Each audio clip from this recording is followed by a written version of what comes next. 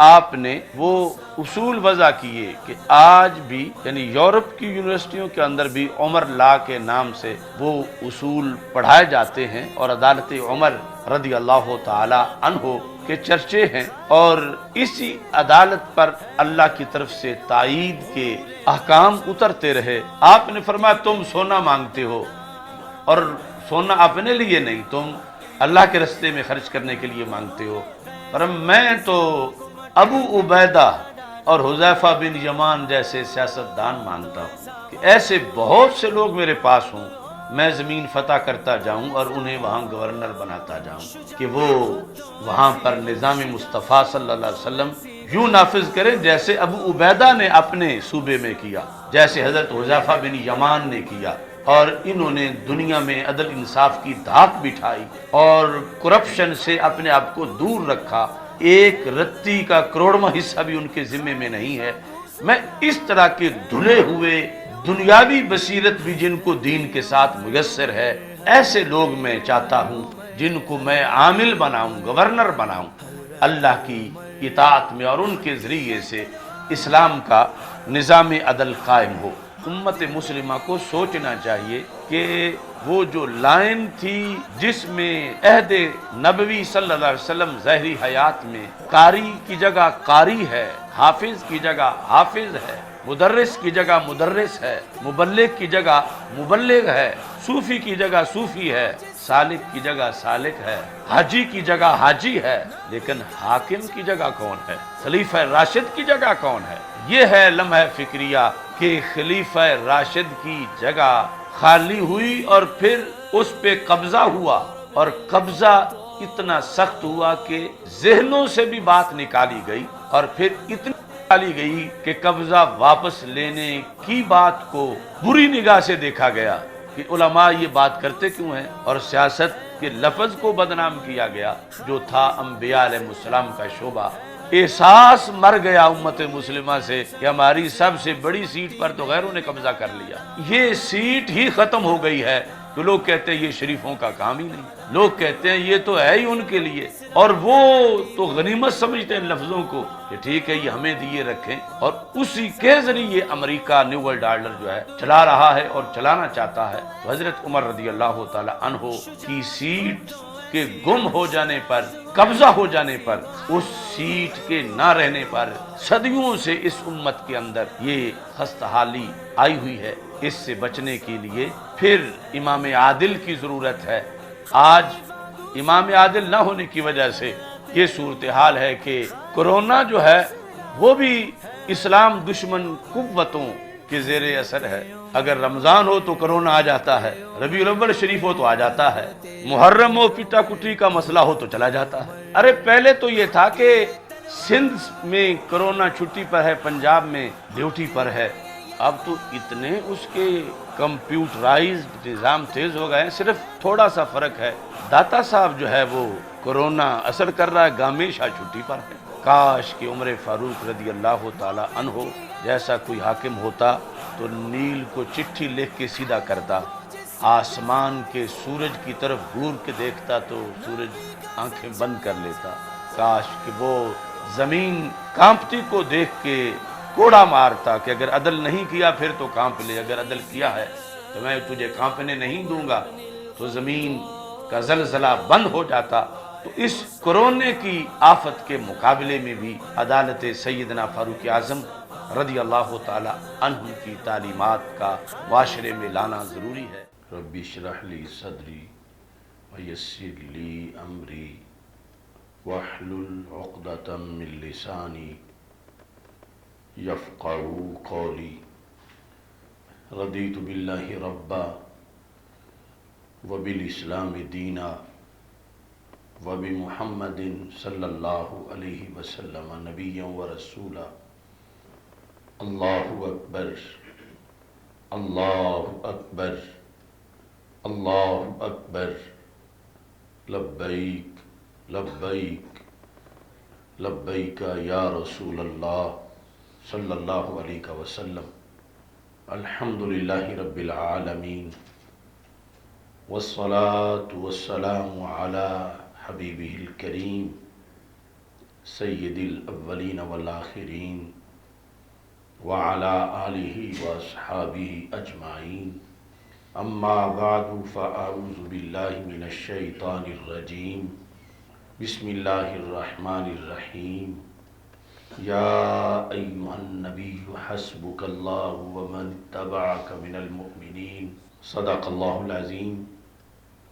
وصدق رسولہ النبی الکریم الامین ان اللہ وملائکتہ یصلون علی النبی یا ایہا الذین آمنوا صلوا علیہ وسلموا تسلیما الصلاة والسلام علیکہ یا سیدی یا رسول اللہ وعلی آلک واصحابک یا حبیب اللہ الصلاة والسلام علیکہ یا سیدی یا خاتم النبیین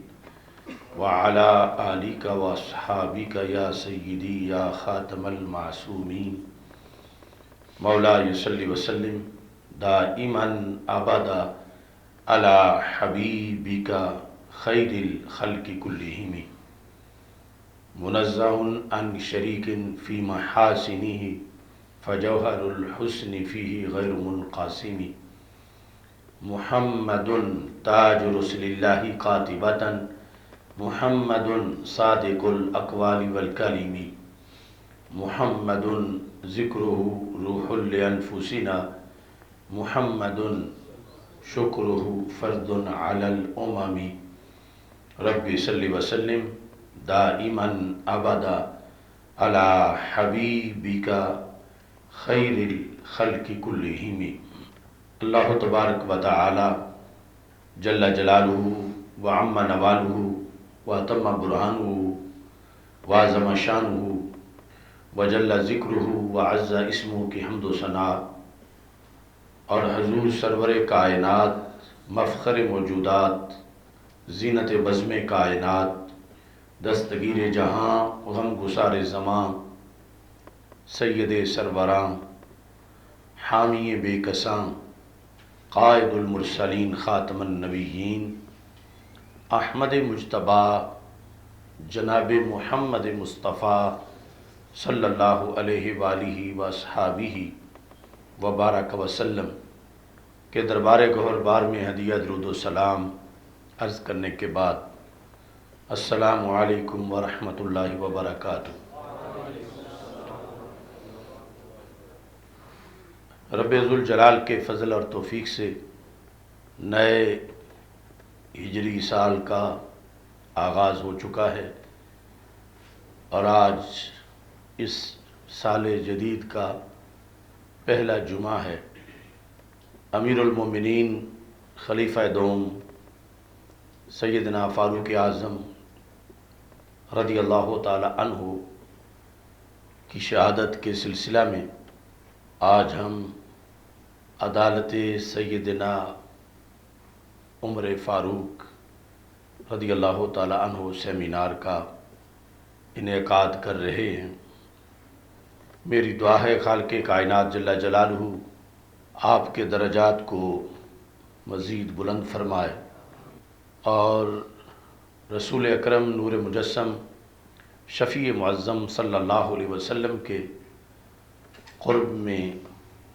جہاں آپ محو خواب ہیں اللہ آپ پر مزید رحمتوں کا نزول فرمائے۔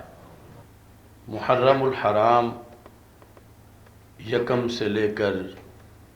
10 محرم الحرام تک کئی قربانیوں کی داستان سے موسوم ہے۔ 10 محرم الحرام سید الشہداء حضرت سیدنا امام حسین رضی اللہ تعالی عنہ اور دیگر شہداء کربلا رضی اللہ تعالی عنہم کی شہادت کی وجہ سے امت مسلمہ ہمیشہ اس کو یاد رکھتی ہے اور اپنے مستقبل کے لیے اس سے روشنی حاصل کرتی ہے۔ اس سلسلے کا ہمارا پروگرام انشاءاللہ 21 اگست کو مرکز میں شہادت سیدنا امام حسین رضی اللہ تعالیٰ عنہ کے عنوان سے نماز مغرب کے بعد منعقد ہوگا، اور ساتھ ہی حضرت اقدس حضرت پیر سید محمد مظہر قیوم مشہدی رحمہ اللہ تعالیٰ کا سالانہ عرس مقدس جو ہے اس کی تقریب بھی ہوگی۔ خلیفہ دوم سیدنا عمر فاروق رضی اللہ تعالیٰ عنہ جو مراد رسول صلی اللہ علیہ وسلم ہیں، آپ کا نظام عدل پوری دنیا میں اقوام عالم میں مانا جاتا ہے۔ آپ کی شخصیت کے سینکڑوں پہلو ہیں جن پر گفتگو ماضی میں ہوتی رہی ہے، اور انشاءاللہ آئندہ بھی نئے نئی جہتوں کے لحاظ سے گفتگو ہوتی رہے گی۔ آج بالخصوص آپ کا نظام عدل جو اصل میں اسلام کا نظام عدل ہے، اور سید المرسلین خاتم النبیین احمد مجتبیٰ جناب محمد مصطفیٰ صلی اللہ علیہ وسلم کا نظام عدل ہے کہ کائنات میں جس کی کوئی مثال نہیں ملتی۔ اس سلسلہ میں چند اہم فیصلے آپ کے سامنے عرض کرتے ہوئے اس گفتگو کو اختتام کی طرف لے جاؤں گا۔ موطا امام مالک میں یہ تذکرہ موجود ہے کہ حضرت سیدنا عمر فاروق رضی اللہ تعالی عنہ کے دو صاحبزادے حضرت عبداللہ بن عمر اور حضرت عبید اللہ بن عمر رضی اللہ تعالی عنہما دونوں جیش العراق میں جہاد میں حصہ لینے کے لیے حاضر ہوئے۔ جب جنگ کا اختتام ہوا اور یہ دونوں صاحبزادگان جو امیر المومنین حضرت عمر رضی اللہ تعالی عنہ کے عہد خلافت میں جہاد پر گئے ہوئے تھے، واپسی پر جو عراق کے اندر حضرت عمر رضی اللہ تعالی عنہ کی طرف سے گورنر مقرر تھے حضرت ابو موسیٰ اشعری رضی اللہ تعالی عنہ، ان سے ان کی ملاقات ہوئی۔ عراق کی جو مہم تھی وہ کئی مراحل میں مکمل ہوئی، اور فتوحات کا ایک طویل سلسلہ تھا۔ تو جس جہاد میں جس محاذ پر فوج گئی ہوئی تھی وہ بھی عراق ہی کا ایک حصہ تھا، اور مفتوحہ علاقے کے اندر پہلے سے گورنر حضرت ابو موسیٰ اشعری رضی اللہ تعالی عنہ موجود تھے۔ جب یہ دونوں صاحبزادے حضرت عبداللہ بن عمر اور حضرت عبید اللہ بن عمر رضی اللہ تعالی عنہما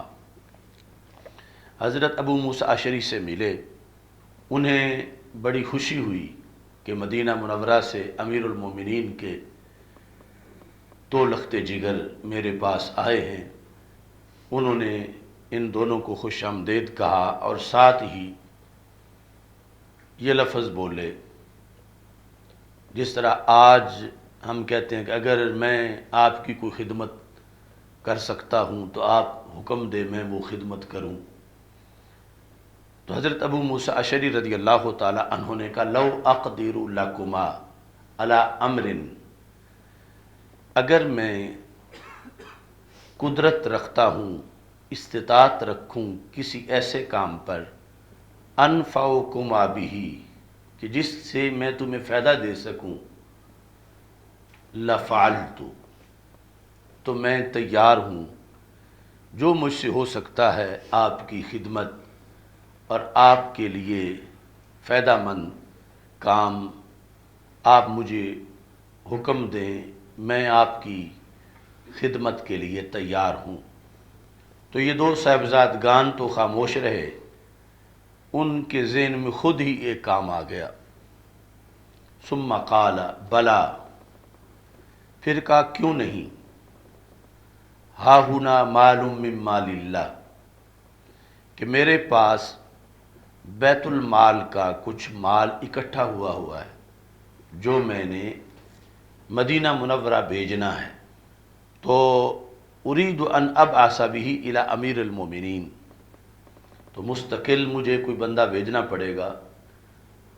تو میں یہ چاہتا ہوں کہ میں آپ کے ذریعے وہ بھیجوں، لیکن اس کی صورت میں یہ بنانا چاہتا ہوں فَأُسْلِفُكُمَا، میں بطور قرض یہ مال تمہیں دیتا ہوں، فَتُبَايِعَانِ بِهِ مَتَاعًا مِّن مَتَاعِ الْعِرَاقِ، تم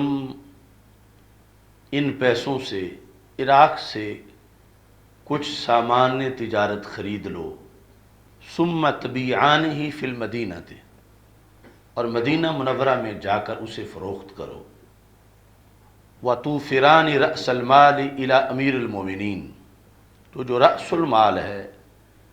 جتنا میں تمہیں دے رہا ہوں، وہ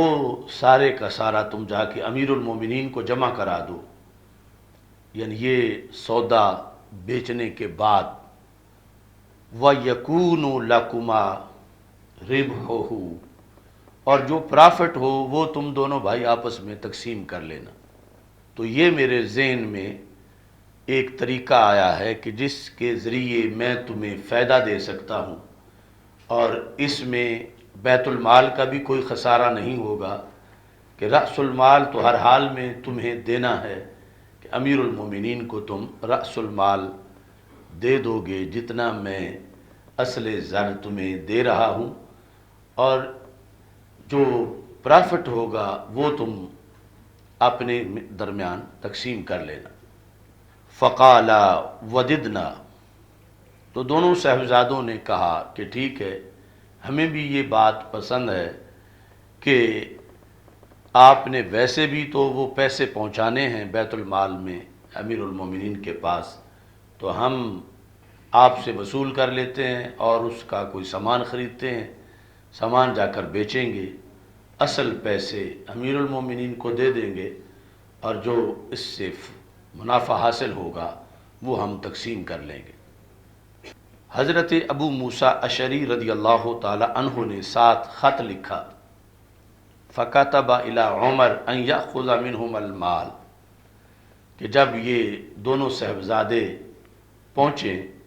تو ان کے پاس بیت المال کے اتنے پیسے ہیں، وہ آپ ان سے وصول کر لیں۔ جس وقت یہ دونوں صاحبزادگان مدینہ منورہ پہنچے، انہوں نے جا کر وہ سامان تجارت فروخت کیا اور اس پر انہیں منافع ملا۔ حضرت عمر رضی اللہ تعالی عنہ کے پاس اصل زر لے کر پہنچے کہ یہ حضرت ابو موسیٰ اشعری رضی اللہ تعالی عنہ نے ہمیں دے کر بھیجا ہے، یہ بیت المال کا پیسہ ہے، ہم یہ آپ کے سپرد کرنا چاہتے ہیں، اور ساتھ یہ ساری وضاحت کر دی کہ ہمیں ابو موسیٰ اشعری رضی اللہ تعالیٰ عنہ نے یہ پیسہ بطور قرض دیا، ہم نے ان کی اجازت سے پھر اس سے سامان تجارت خریدا، اور ہم نے یہاں آ کے فروخت کیا، اور فروخت کرنے کے بعد پرافٹ اپنے پاس رکھا، اور یہ اصل پیسے مکمل ہم بیت المال کو پیش کر رہے ہیں۔ تو حضرت عمر رضی اللہ تعالی عنہ اڑ گئے کہ تم کیسے پرافٹ لے سکتے ہو؟ آپ نے جس وقت اس سلسلہ کے اندر مواخذہ کیا تو دونوں بیٹوں نے کہا کہ ہمیں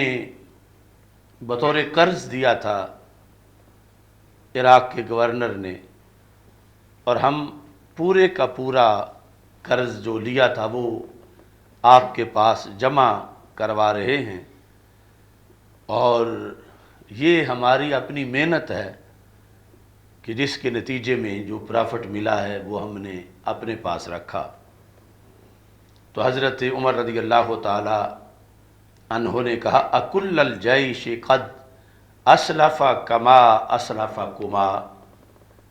کیا لشکر میں جتنے لوگ تھے کیا سب کو عراق کے گورنر نے قرض دیا یا صرف تمہیں ہی قرض دیا؟ فقال، حضرت عمر رضی اللہ تعالی عنہ کے لخت جگر ایک بولے ان میں سے، انہوں نے کہا لا، کہ سارے لشکر کے سپاہیوں کو تو قرض نہیں دیا گیا، ہم دونوں کو ہی دیا گیا۔ فقال عمر ابن امیر المومنین فاسلفکما، پھر تمہاری کیا خصوصیت ہے؟ اس سے ثابت ہوا کہ تم نے امیر المومنین کے بیٹے ہونے کا فائدہ اٹھایا ہے کہ باقی لشکر کے لوگوں کو تو قرض نہیں دیا گیا اور تمہیں بطور خاص قرض دیا گیا۔ تو جو عراق کے گورنر کا فیصلہ ہے میں اس کو مسترد کرتا ہوں، اور فَأَدِّيَ الْمَالَ وَرِبْحَهُ، تم بیت المال میں اصل پیسے بھی جمع کراؤ اور پرافٹ بھی جمع کراؤ۔ تو حضرت عمر رضی اللہ تعالی عنہ نے جب یہ فیصلہ کیا، فَأَمَّا عبداللہ فَسَكَتَ، حضرت عبداللہ بن عمر رضی اللہ تعالیٰ عنہ تو چپ کر گئے۔ وَأَمَّا عُبَيْدُ اللَّهِ فَقَالَ يَا أَمِيرَ الْمُؤْمِنِينَ، عبید اللہ بن عمر جو تھے انہوں نے کہا کہ آپ میری ایک بات کا جواب دیں فقہی طور پر۔ یا امیر المومنین لو ہلک المال ضمناہ، اگر یہ اصل مال ہلاک ہو جاتا تو پھر شریعت ہمیں کہتی کہ اس کی ضمانت دو، یہ پورا دو۔ اس وقت ہمیں معافی نہ ملتی کہ مال ہلاک ہو گیا ہے تو یہ کہاں سے دیں۔ اگر اصل مال رستے میں چور لوٹ لیتے یا اور کسی طرح سے اصل مال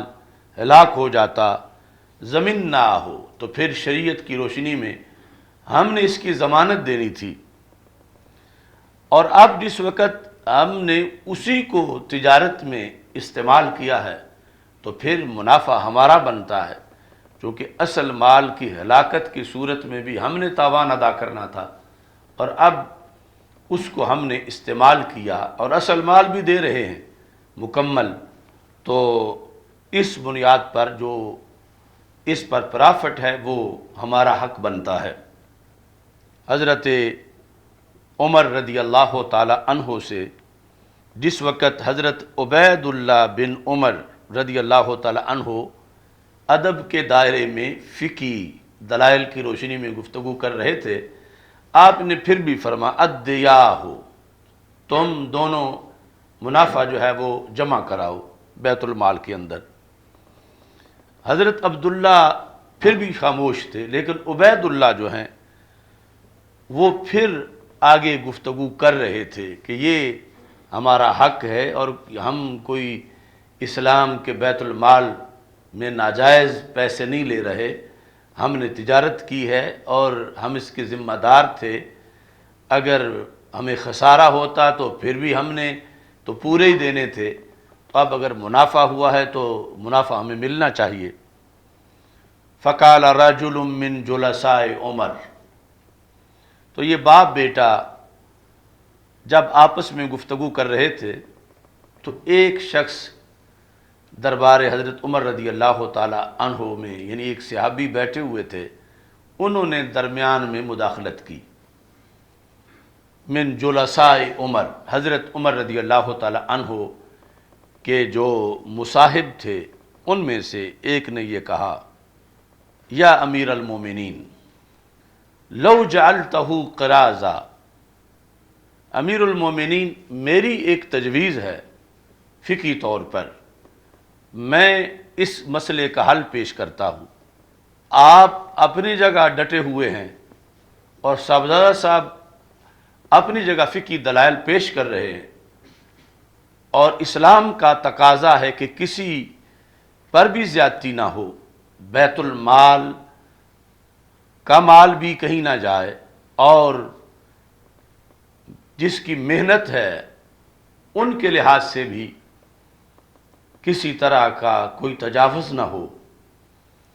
تو آپ نے فرمایا کہ تم اس پیسے پر مضاربت کا حکم کیوں نہیں لگاتے؟ یعنی حضرت عمر رضی اللہ تعالی عنہ کا جلیس بھی کوئی عام فقی تو نہیں تھا، یعنی اس درجے کے ان کے جلیس تھے، انہوں نے مسئلے کا حل اتنا شاندار پیش کیا کہ اس پیسے کو تم مزاربت کا پیسہ قرار دو، اور مزاربت میں اصل جو راس المال ہے وہ تو جس کا ہے اسی کا ہوتا ہے، اور آگے جو پرافٹ ہے وہ تقسیم ہوتا ہے، تو اصل راس المال جو ہے وہ تو بیت المال کا ہے، اور اس پر جو پرافٹ ہے وہ بیت المال میں اور ان دو بھائیوں میں تقسیم ہونا چاہیے، اور تقسیم اس طریقے سے ہوا ان یجعل لہم النصف ولبیت المال النصف، آدھا پرافٹ بیت المال کو دیا جائے اور آدھا ان دونوں بھائیوں کو دیا جائے۔ فرادی عمر، تو حضرت عمر رضی اللہ تعالی عنہ اس پر راضی ہو گئے، وَأَخَذَ رَأْسَ الْمَالِ وَنِصْفَ رِبْحِهِ، اور رأس المال بھی لے لیا بیت المال کے لیے، اور اس کا آدھا منافع بھی بیت المال کے لیے لے لیا، اور باقی جو آدھا تھا وہ ان دو بھائیوں نے اس کو تقسیم کیا، حضرت عبداللہ بن عمر اور حضرت عبید اللہ بن عمر رضی اللہ تعالی عنہما نے۔ تو اس حد تک یہ نہیں کہ اپنے بیٹوں کی بات آئی تو اس کو نظر انداز کر دیا جائے، سب سے پہلے تو گورنر عراق کی فقاہت، پھر اس کے بعد حضرت عبید اللہ بن عمر رضی اللہ تعالی عنہ کا اس موضوع پر دلائل پیش کرنا، اور پھر جو جلیس پاس تھے ان کا اس کو مزاربت قرار دینا، اور پھر حضرت عمر رضی اللہ تعالی عنہ کا دلائل کی روشنی میں اصابت اجتہاد کا اعلان کرنا، اس سے پھر اسلامی تجارت کے اندر مزاربت کی بنیاد رکھی گئی کہ جس طرح یہاں کاروباری صورتحال کے اندر عدالت عمر رضی اللہ تعالی عنہما نے فیصلہ کیا، ایسے پھر شریعت میں جائز ہے کہ پیسہ ایک کا ہو اور دوسرے جو حضرات ہیں کام کرنے والے ان کے اور اصل مالک کے درمیان رأس المال تو محفوظ رہے، اور منافع جو ہے اس کی شرح معین کر کے اس کو آپس میں تقسیم کیا جائے۔ سیدنا عمر رضی اللہ تعالی عنہ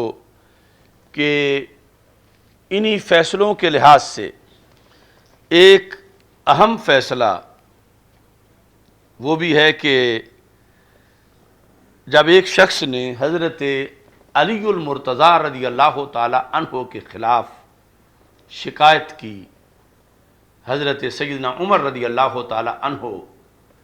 کی عدالت میں، تذکرہ کے اندر کیس کا ذکر نہیں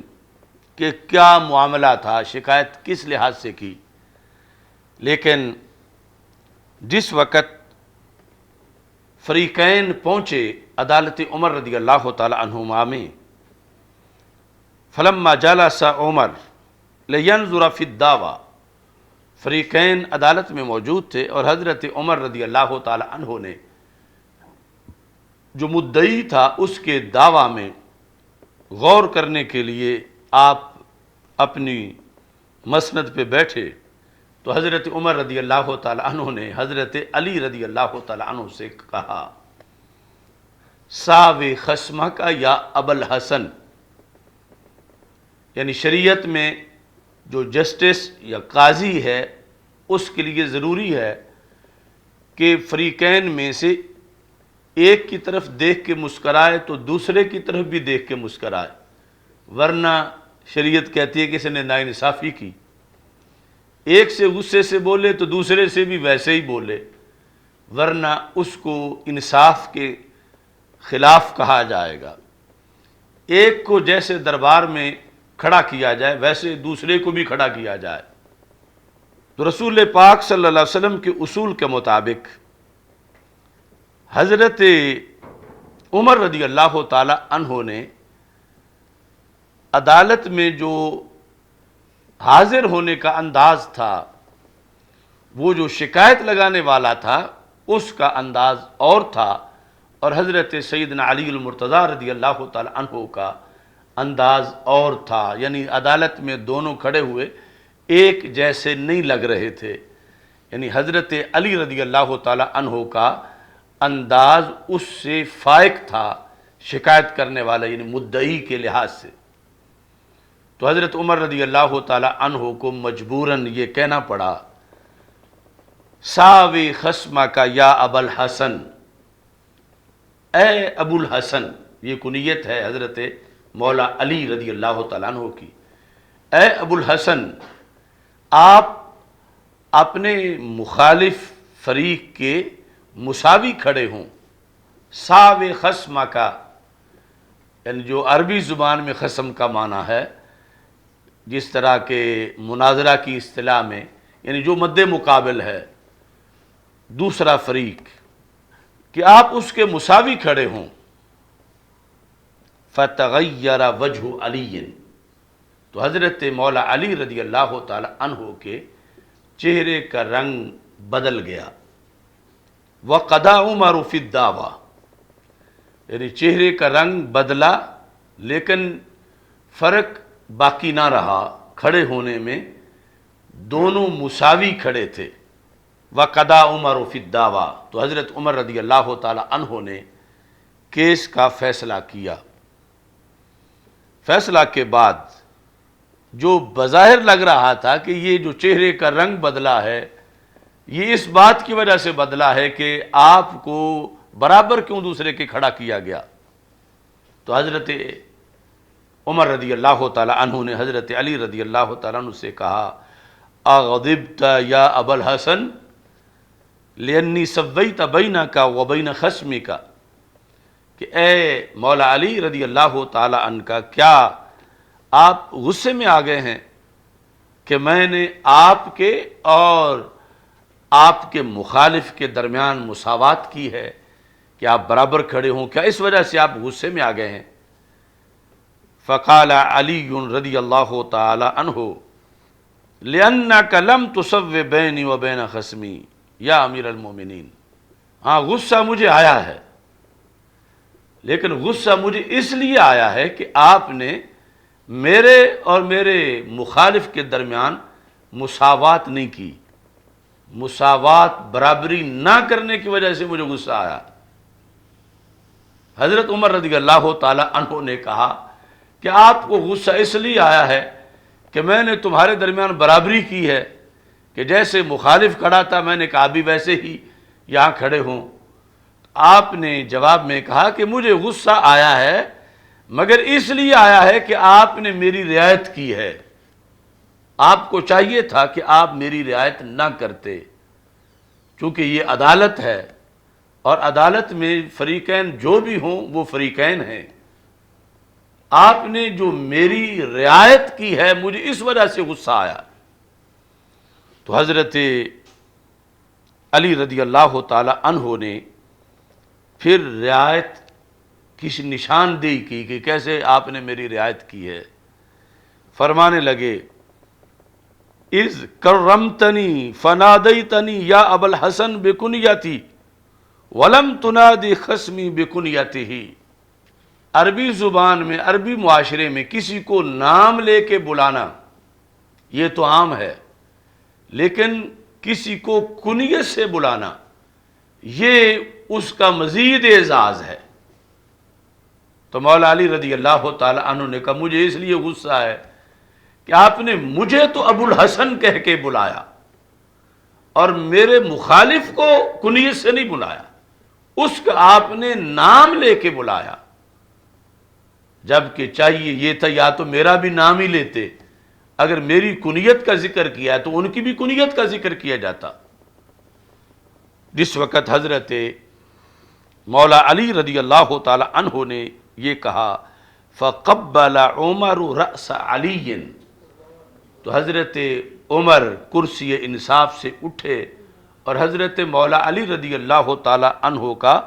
سر چوما، اور سر چومنے کے بعد کہا، لا ابقانی اللہ بارض لیس فیہا ابو الحسن مجھے رب زمین میں وہاں کبھی بھی نہ رکھے جہاں مولا علی موجود نہ ہوں، یعنی تمہارا موجود ہونا میرے نظام عدل کے لیے بہت ضروری ہے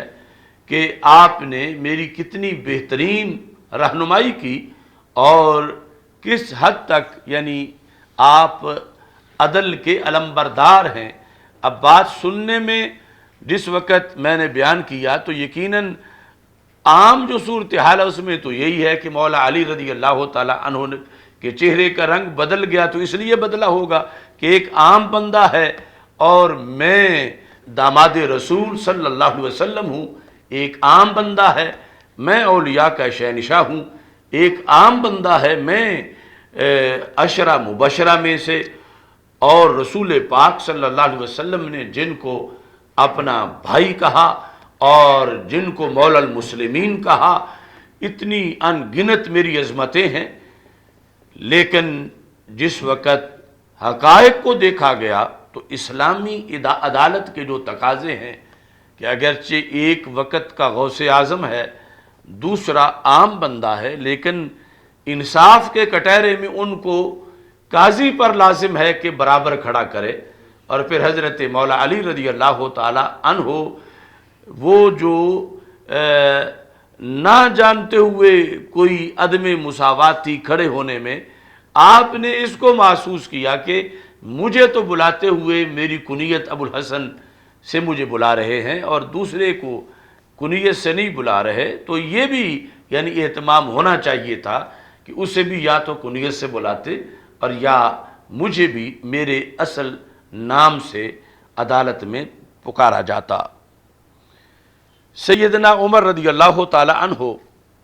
آپ نے محض الثواب کے اندر جو آپ کے ایک فیصلے کا ذکر ہے، یہ جلد نمبر 2 ہے محض الثواب کی، اس میں 517 صفحے پر حضرت حسن بصری رضی اللہ تعالیٰ عنہ سے روایت ہے کہ جب حضرت عمر رضی اللہ تعالیٰ عنہ کا عہد حکومت تھا، عہد خلافت تھا، تو سب سے مشکل جو ایریا تھا حکومت کرنے کے لحاظ سے وہ کوفہ کا ایریا تھا، یعنی کوفہ والے اپنے گورنر کی بڑی شکایتیں لگاتے تھے، جو بھی بھیجتے تھے کوفہ والے اسے فیل کر دیتے تھے کہ کوئی اور بھیجو۔ قال عمر، حضرت عمر تنگ آ گئے، فرمایا آیانی اہل الکوفہ تھے، مجھے اہل کوفہ نے تھکا دیا ہے، ان استعملت علیہم لینا، اگر میں کوئی نرم مزاج بندہ بھیجتا ہوں، استضعفوہ، تو یہ اسے کمزور سمجھ کے اس کی بات نہیں مانتے، یعنی اس کی نرم مزاجی کا یہ غلط فائدہ اٹھاتے ہیں۔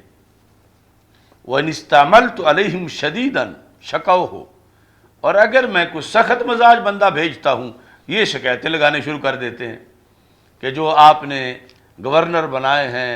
وہ سخت بڑے ہیں، یہ ہے وہ ہے۔ وَلَوَدِدْتُ أَنِّي وَجَدْتُ رَجُلًا قَوِيًّا أَمِينًا مُسْلِمًا أَسْتَعْمِلُهُ عَلَيْهِمْ، میں تو تلاش کر رہا ہوں کہ کوئی مجھے ایسا بندہ ملے جو ان کے میرٹ پر پورا اترے، یعنی ان کو صحیح قابو کرے، نہ تو یہ ہو کہ وہ نرم مزاج ہو اور یہ اس کی نرمی کا فائدہ اٹھائیں، اور نہ ایسا ہو کہ یہ یعنی شکایت کا کوئی موقع ملے، ایسی سختی کا بندہ قوی ہو، امین ہو، مسلم، یعنی یہ گورنر کی صفات آپ نے بیان کی۔ جب آپ یعنی شورا کے اندر یا مجمع جو مدینہ منورہ میں لگا ہوا تھا عراق کی صورتحال اور بالخصوص کوفہ کے معاملہ میں یہ مشورہ کر رہے تھے، فقال رجل یا امیر المومنین انا واللہ ادلک علی الرجل القوی الامین المسلم، خدا کی قسم میرے پاس ایک بندہ ہے میرے علم میں جو بالکل اس میرٹ پہ پورا اترتا ہے، یعنی وہ قوی بھی ہے، وہ امین بھی ہے، وہ مسلم بھی ہے۔ فَأَثْنَى عَلَيْهِ عمر، تو حضرت عمر رضی اللہ تعالیٰ عنہ بڑے خوش ہوئے فرمایا پھر تو مسئلہ حل ہو گیا کہ میں تو بڑا ڈھونڈ رہا تھا، چونکہ حضرت عمر رضی اللہ تعالی عنہ کی جو سیاسی بصیرت تھی وہ اتنی اہم تھی کہ ایک موقع پر جب بیٹھے ہوئے تھے کبار صحابہ حضرت عمر رضی اللہ تعالیٰ عنہ کے پاس آپ کی عہد خلافت کے موقع پر، تو آپ نے فرمایا جس کے دل میں جو تمنا ہے آج اس کو سامنے رکھ کے ہم اللہ سے دعا کرتے ہیں کہ اللہ ہر ایک کی اپنی اپنی تمنا پوری کرے، تم بتاؤ تمہاری کیا کیا تمنا ہے؟ تو سب نے اپنی تمناؤں کا اظہار کیا۔ اکثر کا یہ تھا کہ یعنی اسلامی سلطنت کا جو ہمیشہ مسئلہ ہوتا ہے کہ پیسہ ہونا چاہیے جس سے ہم ساری سلطنت کے امور کو ہم ٹھیک کریں، پیسے کی کمی ہے۔ تو کہنے لگے نتمنى مل البیت الذی کنا فیہ ذہبا فضہ، ہم تو یہ چاہتے ہیں کہ جس گھر میں ہم بیٹھیں یہ سارا سونے کا بھر جائے، ذہبا سونے کا بھر جائے، اور ہم ایک رتی بھی خود استعمال نہ کریں، سارا اللہ کے راستے میں استعمال کر دیں۔ یعنی اس سے جتنے بھی علاقے فتح ہو چکے ہیں ہم ان میں جا کر سماجی کام کروائیں، ان کے اندر جو غریب ہیں ان کی مدد کریں، اتنا سونا ہمارے پاس ہو کہ ہم اپنی فوج کے جو مختلف قسم کی ضرورتیں ہیں، ہتھیار وغیرہ، گھوڑے، وہ خریدیں۔ تو اپنے لیے پیسہ نہیں چاہتے، ہم اسلامی سلطنت کے لیے پیسہ چاہتے ہیں۔ تو یقیناً یہ بہت اچھی تمنا تھی، لیکن امیر المومنین کی تمنا اس سے جدا تھی، اور وہ ایک لیڈرشپ کی جو قیامت تک کے لیے حیثیت ہے اس کو واضح کر رہی تھی۔ آپ نے فرمایا تم سونا مانگتے ہو، اور سونا اپنے لیے نہیں، تم اللہ کے راستے میں خرچ کرنے کے لیے مانگتے ہو، اور یہ بات اچھی ہے کہ جو مفتوحہ علاقے ہیں یا ویسے جو ضرورتیں ہیں وہ پوری ہوں،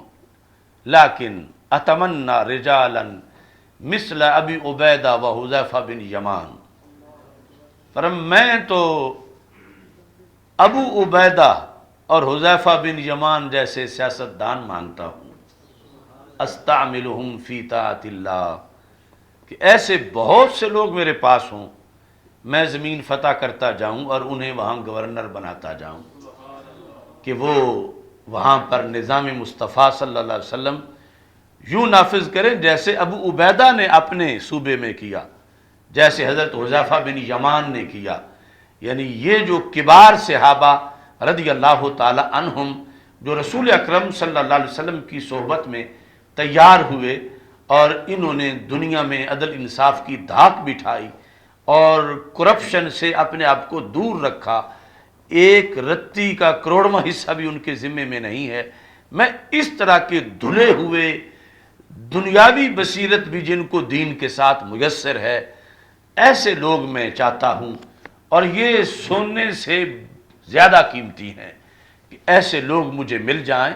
استعملہم فی طاعت اللہ، جن کو میں عامل بناؤں، گورنر بناؤں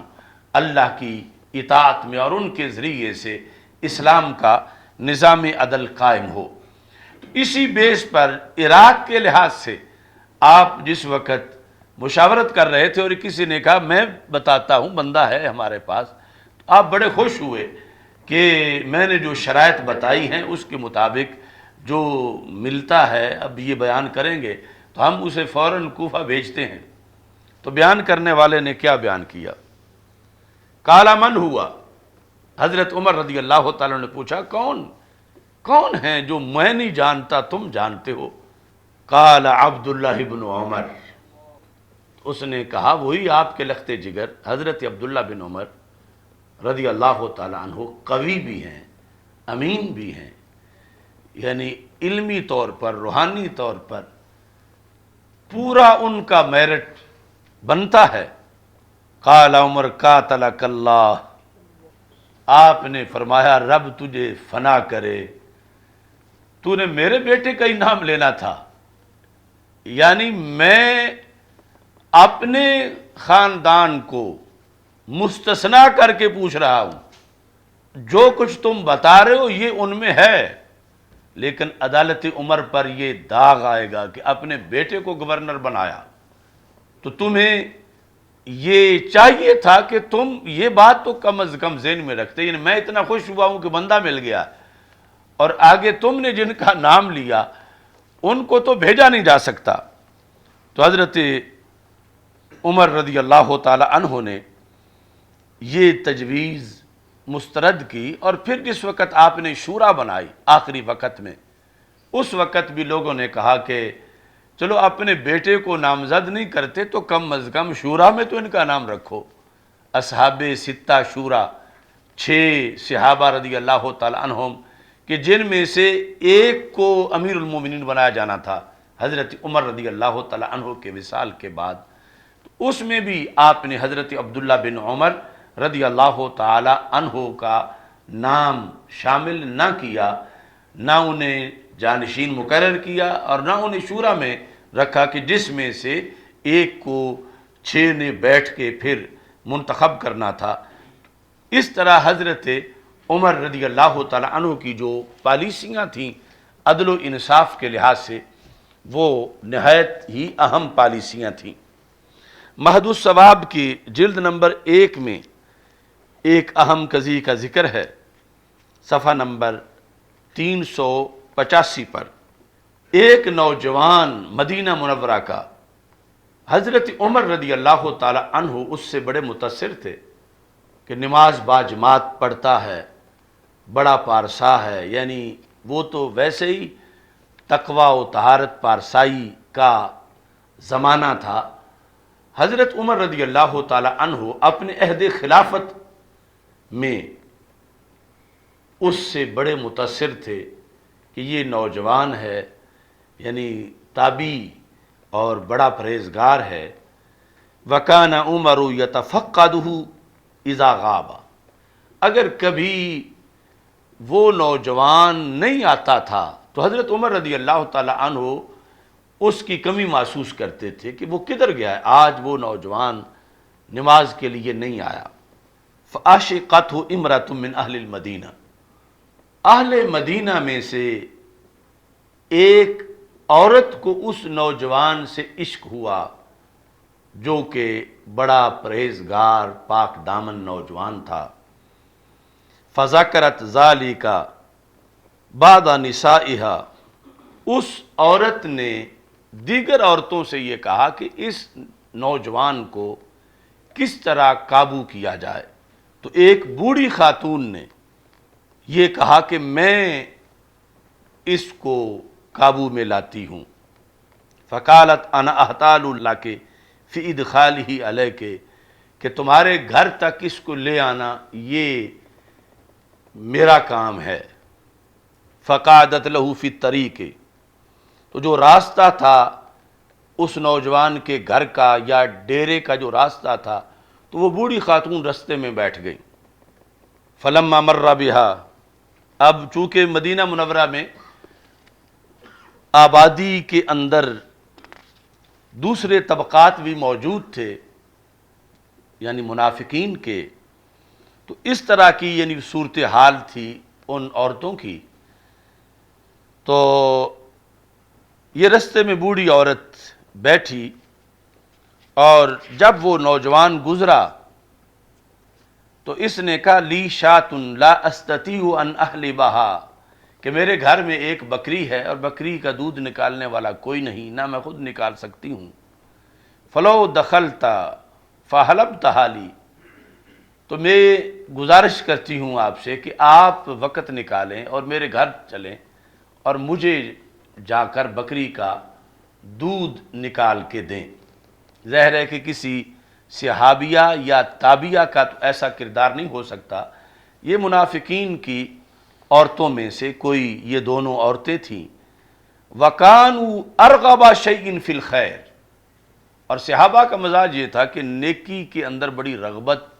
رکھتے تھے، کہ کوئی بھی نیکی کا موقع ہو اسے جانے نہیں دیتے تھے۔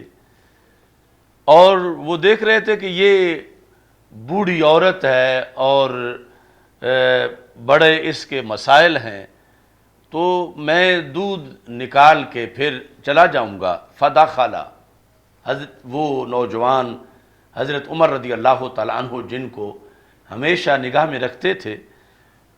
وہ جب داخل ہوئے، فلم یرا شاتن، تو گھر میں کوئی بکری نہیں تھی۔ فقالت اجلس حتی آتیک بہا، کہ آپ بیٹھو، بکری میں لے کے آتی ہوں۔ اتنے میں وہ جو جس عورت نے اس نوجوان سے عشق کیا ہوا تھا، وہ اچانک اوپر سے آ گئی، یعنی اپنے گھر میں ہی انہوں نے پلاننگ پہلے کی ہوئی تھی کہ میں بکری کے نام پر ان کو لے آؤں گی اور اوپر سے تم آ جانا۔ قد طلعت علیہ، تو جس وقت یعنی وہ گھر میں داخل ہوئی تو آپ یعنی سمٹ کے سائیڈ پر ہوئے۔ فَأَرَادَتْهُ عَن نَفْسِهِ فَأَبَى، تو اس عورت نے جب برے کام کا ارادہ کیا تو وہ نوجوان انہوں نے انکار کیا۔ وَقَالَ اتَّقِ اللَّهَ أَيُّهَا الْمَرْأَ، کہ تم رب سے ڈرو کہ تم مدینہ منورہ کے اندر تم رہتے ہوئے تم اس طرح کی سوچ رکھتی ہو۔ فَجَعَلَتْ لَا تَكُفُّ عَنْهُ وَلَا تَلْتَفِتُ إِلَىٰ قَوْلِهِ، وہ باز نہیں آ رہی تھی، اور یہ نوجوان کے جو الفاظ تھے اتق اللہ ایھا المرأ، ادھر اس کا کوئی دھیان نہیں آ رہا تھا۔ جس وقت اس نے سمجھا کہ یہ نوجوان اس کا تقوی بڑا مضبوط تقوی ہے اور اس کی پاک دامنی کو چیلنج نہیں کیا جا سکتا، صاحت، تو اس نے چیخنا شروع کر دیا اس عورت نے۔ جب اس نے شور مچایا، یعنی وقت رات کا ہو چکا تھا، فجاؤ، لوگ اکٹھے ہوئے ارد گرد سے۔ فقالت ان ھذا دخل علیہ، تو اس نے کہا کہ یہ ہمارے گھر میں آ دھمکا ہے، یریدنی عن نفسی، اور معاذ اللہ میری عزت لوٹنا چاہتا ہے۔ فواثبوا علیہ، تو لوگوں نے اس نوجوان کو مارنا شروع کر دیا۔ یعنی واثبوا کا مطلب یہ ہے کہ جلدی سے اس پر حملہ آور ہوئے، وجعلوا یضربونہ، اس کو مارنے لگے، وَأَوْسَكُوهُ، اور رسیوں میں اس کو باندھ دیا۔ اب یہ رات کی کاروائی تھی، ادھر نماز فجر کا جب وقت ہوا، فلما صلی عمر، حضرت عمر رضی اللہ تعالی عنہ نے نماز فجر ادا کی، فقدہ، تو وہ نوجوان موجود نہیں تھا۔ فبینما ہوا کذالک اذ جاؤوا بہ، نماز سے فارغ ہوئے تو لوگ اس کو رسیوں میں باندھ کے لے آئے۔ جاؤوا بہ وساکن، یعنی اس کو بیڑیاں پہنائی ہوئی تھیں اور اس کو زخمی کیا ہوا تھا۔ فلما راہ عمر، حضرت عمر رضی اللہ تعالی عنہ نے جب اس نہایت پارسا نوجوان کی یہ صورتحال دیکھی تو دیکھتے ہی حضرت عمر رضی اللہ تعالی عنہ نے یہ دعا مانگی، اللہم لا تخلف ظنی بہ، میرا جو اس کے بارے میں اے اللہ ہمیشہ گمان تھا کہ یہ بڑا نیک بچہ ہے، اے اللہ کہیں میرے گمان کے خلاف کوئی چیز نہ نکلے۔ یعنی بظاہر تو جس صورتحال میں وہ لائے ہیں وہ ایک مجرم کی صورتحال ہے، لیکن اے اللہ یہ میرے گمان کے خلاف نہ ہو، یہ جھوٹ ہو سب کچھ جو یہ سامنے مجھے نظر آ رہا ہے۔ قال ما لکم، حضرت عمر رضی اللہ تعالیٰ عنہ نے فرمایا کیا ہے تمہیں، اس کو تم کیوں مار رہے تھے، کیوں باندھا ہوا ہے؟ قالوا استغاثت امرأۃ باللیل، رات کے وقت ایک عورت چیخی چلائی اور اس نے کہا کہ میری مدد کرو۔ ہم جس وقت اکٹھے ہوئے، فجئنا، ہم اس کے گھر آئے، فوجدنا ھذا الغلام عندہا، تو ہم نے اس کے گھر میں اس نوجوان کو پایا ہے، اور وہ کہہ رہی تھی کہ یہ میرے گھر میں آیا ہے اور یہ میری عزت لوٹنا چاہتا ہے، تو فضربناہ، ہم نے پھر اس کو مارا ہے، وَأَوْسَقْنَاهُ، اور اس کو ہم نے بیڑیاں پہنائی ہیں۔ تو یہ بالکل یعنی انداز تھا کہ ہم نے تو رنگے ہاتھوں پکڑا ہے، یہ کوئی بہر سڑک سے گزرتا ہم نے نہیں پکڑا، یہ اس کے گھر کے اندر سے ہم نے پکڑا ہے، اور عورت خود چیخ چلا رہی تھی، تو اس واسطے ہم نے مارا بھی ہے اور بیڑیاں پہنائی ہیں، اور مزید فیصلے کے لیے آپ کے دربار میں پیش کر دیا ہے۔ یعنی مطلب یہ تھا کہ اگر یہ شادی شدہ ہے تو پھر اس کو رجم کیا جائے، اگر کنوارا ہے تو پھر اس کو کوڑے مارے جائیں۔ یہ معاذ اللہ ایسی صورتحال میں ہم نے اس کو دیکھا، یا پھر یہ ثابت نہیں ہوتا تو کم از کم ارادہ زنا جو ہے اس کی بنیاد پر اس کو سزا دی جائے۔ اب عدالت عمر کی کارروائی شروع ہوتی ہے۔ فقال لہ عمر اصدقنی، کہ اے نوجوان مجھ سے سچ سچ بولو، کیا معاملہ ہے؟ تو اس نے کہا معاملہ یہ ہے کہ میرے رستے میں ایک بوڑھی خاتون بیٹھی تھی، اور انہوں نے مجھے یہ کہا کہ بکری کا دودھ دونا ہے، اور میں اس نیکی کے لیے اس کے ساتھ چلا گیا، یعنی ثواب کے حصول کے لیے، اور آگے یعنی بکری تو تھی نہیں، اور ایسے عورت ایک آئی اور اس نے ارادہ گناہ کا کیا، میں نے انکار کیا، اس نے چیخنا چلانا شروع کر دیا، اور اتنے میں یہ لوگ آ گئے، انہوں نے مجھے پکڑ لیا۔ یار میرا تو یعنی کوئی 1% بھی کوئی بدی کا ارادہ تھا ہی نہیں، میں تو حصول ثواب کے لیے چلا گیا تھا، اور آگے یوں مجھے پھنسا لیا گیا۔ فقال لہ عمر اتعرف العجوز، تو حضرت عمر رضی اللہ تعالیٰ عنہ نے کہا کیا تم اس بوڑھی کو پہچان سکتے ہو کہ جو بوڑھی تجھے بکری کا کہہ کے لے گئی تھی؟ فقال نعم ان رأیتها عرفتها، کہ اگر وہ میرے سامنے آئے تو میں پہچان سکتا ہوں کہ یہ، ویسے تو مجھے نام تو معلوم نہیں، لیکن اگر میں اس کو دیکھوں تو میں پہچان لوں گا کہ یہی بوڑھی تھی کہ جس نے مجھے بکری کے لحاظ سے کہا تھا۔ فَأَرْسَلَ إِلَى نِسَاءِ جِيرَانِهَا وَأَجَائِزِهِنَّ، تو حضرت عمر رضی اللہ تعالیٰ عنہ نے حکم دیا کہ جس ایریا میں یہ واقعہ پیش آیا ہے اس محلے کی جتنی بھی عورتیں ہیں اور بوڑھیاں ہیں، بالخصوص بوڑھی عورتیں، وہ ساری بلائی جائیں۔ فجاء بہن، جو قاصد تھا امیر المومنین کا، وہ ان سب کو بلا کے لے آیا۔ فعرضہن علیہ، تو یہ نوجوان کھڑا کیا گیا، تو ایک ایک کر کے ان بوڑھی عورتوں میں سے انہیں وہاں سے گزارا گیا، اور امیر المومنین پاس کھڑے تھے۔ اور ظاہر ہے کہ یعنی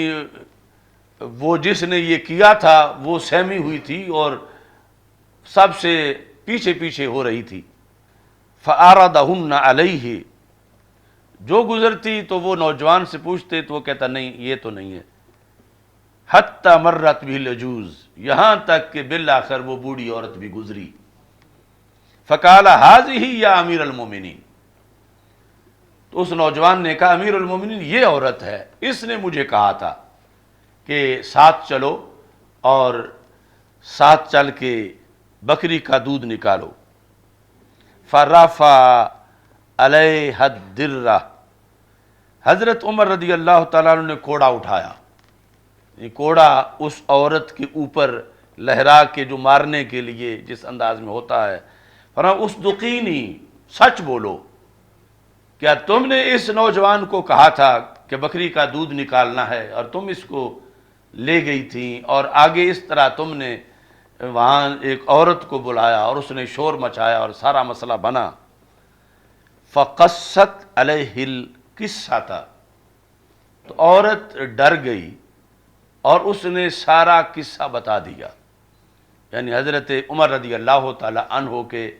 لہراتے ہوئے درے کے زیر سایہ وہ چھپا نہ سکی، اس نے سارا بتایا کہ یوں فلاں عورت نے عشق کیا، فلاں نے یہ کہا کہ کوئی ایسا طریقہ بنایا جائے، میں نے کہا میں لاتی ہوں، اور پھر اس طرح کر کے ہم نے اس نوجوان کو پھنسایا، اور یہ بالکل بے گناہ ہے، اس کا اس میں رتی بھر بھی کوئی جرم یا گناہ نہیں ہے۔ فقال عمر، تو حضرت عمر رضی اللہ تعالیٰ عنہ نے اس نوجوان کو رہا تو کر ہی دیا، لیکن ساتھ یہ لفظ بولے، الحمدللہ الذی فینا شبیہ یوسف، ساری تعریفیں اس خدا کی ہیں جس نے ہمارے ماحول میں یوسف علیہ السلام کے مشابہ نوجوان رکھا ہے۔ تو اس طرح یعنی چونکہ بڑے بڑے اہم مسائل آتے رہے حضرت سیدنا عمر رضی اللہ تعالی عنہ کے پاس، اور آپ نے یعنی وہ اصول وضع کیے کہ آج بھی یعنی یورپ کی یونیورسٹیوں کے اندر بھی عمر لا کے نام سے وہ اصول پڑھائے جاتے ہیں، اور عدالت عمر رضی اللہ تعالی عنہ کے چرچے ہیں، اور اسی عدالت پر اللہ کی طرف سے تائید کے احکام اترتے رہے کہ جب رسول اکرم نور مجسم شفیع معظم صلی اللہ علیہ وسلم کی ظاہری حیات کے اندر دو اشخاص نے سرکار دو عالم صلی اللہ علیہ وسلم سے فیصلہ کروایا، ایک منافق تھا دوسرا یہودی تھا، تو فیصلہ منافق کے خلاف نکلا، تو اس نے کہا کہ ہم عمر سے جا کے فیصلہ کرواتے ہیں۔ یہودی نے بتا دیا کہ پہلے یہ فیصلہ تو رسول اکرم صلی اللہ علیہ وسلم فرما چکے ہیں۔ اب اس میں کوئی واضح طور پر گالی نہیں تھی نبی اکرم صلی اللہ علیہ وسلم کے بارے میں، لیکن ضمناً یہ بات سمجھ آ رہی تھی کہ تب ہی دوسری جگہ فیصلہ کروانا چاہتے ہیں کہ جب پہلا فیصلہ پسند نہیں۔ تو حضرت عمر رضی اللہ تعالی عنہ نے دوسرے سے پوچھا کہ جیسے یہ بتا رہا ہے کہ فیصلہ پہلے ہو چکا ہے، کیا ایسے ہی ہے؟ اس نے کہا ہاں ایسے ہی ہے۔ فرمایا مکانکما، پھر تم یہی ٹھہرو۔ اندر داخل ہوئے اور تلوار لے کر آئے، اور وہ جس نے عدم اعتماد کیا ہوا تھا فیصلے پر منافق نے، آپ نے اس کا سر اتار دیا۔ اب دوسرا جو ہے وہ بھاگ پڑا، بھاگتا بھاگتا رسول پاک صلی اللہ علیہ وسلم کی خدمت میں پہنچا کہ ھذا عمر ورائی، کہ میرے ساتھ جو پہلے آیا ہے آپ کے پاس اس کا سر تو عمر نے اتار دیا ہے، اور چھوڑ مجھے بھی نہیں رہا، یہ میرے پیچھے پیچھے وہ آ رہا ہے۔ تو رسول پاک صلی اللہ علیہ وسلم نے فرمایا کیا ہوا کیا ہے؟ نے کہا کہ وہ فیصلہ ہم نے کروایا، تو وہ جو دوسرا تھا فریق اس نے کہا کہ عمر سے فیصلہ کروا لیتے ہیں۔ تو اتنی بات ہی تھی، انہوں نے جا فیصلہ ہم نے کیس رکھا تو انہوں نے کہا کہ ایسے ہی ہے کہ رسول پاک صلی اللہ علیہ وسلم اس کا فیصلہ فرما چکے ہیں۔ تو ہم نے کہا ایسے ہی ہے۔ تو اسی پر عمر فاروق رضی اللہ تعالیٰ عنہ نے اس کا سر تو اتار دیا ہے، اور میرے تعاقب میں ہے آپ مجھے بچا لیں۔ اس موقع پر جب اس منافق کے ورثاء نے احتجاج کیا رسول اکرم صلی اللہ علیہ وسلم کے پاس کہ آپ کی شریعت کی روشنی میں قصاص بنتا ہے، کیونکہ عمر نے ایک عام بندے کو جس نے کسی کو قتل نہیں کیا تھا کہ وہ مباح الدم ہو، عمر نے اس کا سر اتار دیا ہے۔ تو اب ایسی صورت میں جو کسی کا سر اتارے اس سے قصاص لیا جاتا ہے، تو عمر سے قصاص لیا جائے، انہیں بھی ان کا سر اتارا جائے معاذ اللہ۔ تو یہ جس وقت بات چل رہی تھی تو اللہ تعالیٰ نے آیت نازل کی فَلَا وَرَبِّكَ لَا يُؤْمِنُونَ حَتَّى يُحَكِّمُوكَ فِي مَا شَجَرَ بَيْنَهُمْ ثُمَّ لَا يَجِدُوا فِي أَنفُسِهِمْ حَرَجًا مِّمَّا قَضَيْتَ وَيُسَلِّمُوا تَسْلِيمًا، کہ عمر نے کسی مومن کو قتل نہیں کیا، عمر نے اسے قتل کیا جس نے حکم رسول علیہ السلام اور نبی اکرم صلی اللہ علیہ وسلم کا فیصلہ تسلیم نہیں کیا، یعنی سرکار کی عدالت پر اس نے اعتراض کیا۔ اور جو شخص عدالت مصطفیٰ صلی اللہ علیہ وسلم اور سرکار کے انصاف پر اعتراض کر رہا ہو وہ مومن کیسے ہو سکتا ہے؟ لہٰذا عمر فاروق رضی اللہ تعالی عنہ سے قصاص نہیں لیا جائے گا۔ انہوں نے صحیح فیصلہ کیا تو یہ ہے یعنی عدالت سیدنا عمر رضی اللہ تعالیٰ عنہ کہ جس کی حمایت کے اندر اللہ کے قرآن کی آیات کا نزول ہوا۔ میری دعا ہے کہ خالق کائنات جل جلالہ ہم سب کو حضرت سیدنا عمر رضی اللہ تعالیٰ عنہ کی عدل و انصاف کو سمجھنے اور اس کے مطابق عمل کی توفیق عطا فرمائے، اور اللہ تعالیٰ ہمارے حکمرانوں کو حضرت سیدنا عمر رضی اللہ تعالیٰ عنہ کا جو نظام انصاف ہے اسے سمجھنے کی توفیق عطا فرمائے۔ ابو حیان توحیدی نے یہ کہا تھا، الناس عیال عمر اذا ساسو، قیامت تک جس نے سیاست کرنی ہے اس نے حضرت عمر رضی اللہ تعالی عنہ کے دسترخوان کے ٹکڑے کھا کے کرنی ہے۔ یعنی یہ کہا کہ الناس عیال ابی حنیفہ اذا قاسو، قیامت تک جس نے فقہ مرتب کرنی ہے اس نے امام ابو حنیفہ کے در کے ٹکڑے کھانے ہیں تو کرنی ہے۔ والناس عیال احمد بن حنبل اذا اسندو، قیامت تک جس نے حدیث پڑھانی ہے امام احمد بن حنبل کے لنگر کے ٹکڑے کھا کے پڑھانی ہے۔ الملوک عیال عمر اذا ساسو، قیامت تک جس نے سیاست کرنی ہے سیاست اسلامی اس نے حضرت عمر رضی اللہ تعالی عنہ کے مکتب سے پڑھ کے کرنی ہے۔ یہ بڑا قابل فکر پیرا ہے ابو حیان توحیدی کا۔ امت کے اندر زوال اور قحط تو ہر شعبے میں آیا ہے، کہاں امام اعظم ابو حنیفہ مسند تدریس پر، اور کہاں آج کے فقہا، کہاں امام احمد بن حنبل مسند حدیث پر، اور کہاں آج کے محدث، لیکن پھر بھی گزارا کرنے والے تو ہیں، حدیث پھر بھی پڑھی پڑھائی تو جا رہی ہے، اگرچہ امام احمد بن حنبل جیسے محدث نہیں ہیں۔ فقہ کے لحاظ سے بھی گزارا تو چل رہا ہے، اگرچہ امام اعظم ابو حنیفہ جیسا فقیہ نظر نہیں آتا، لیکن جو منصب حضرت عمر رضی اللہ تعالیٰ عنہ کا تھا وہاں جو بیٹھے ہیں ان کی کون سی مناسبت بنتی ہے حضرت عمر رضی اللہ تعالیٰ عنہ کے ساتھ؟ اس وقت کا فقیہ اور آج کا فقیہ، اس وقت کا محدث اور آج کا محدث، ان کی مناسبت ہے آج بھی، لیکن اس وقت کا بادشاہ اور آج کا بادشاہ، یعنی جس منصب پہ حضرت عمر رضی اللہ تعالیٰ عنہ بیٹھے تھے آج اس منصب پہ جو بیٹھا ہے، یا کل اس ملک میں جو تھا یا اس سے پہلے جو تھا، یعنی مسند پر بیٹھنے والوں کی تو مناسبت ہے۔ مثلا مفتی عبدالقیوم ہزاروی صاحب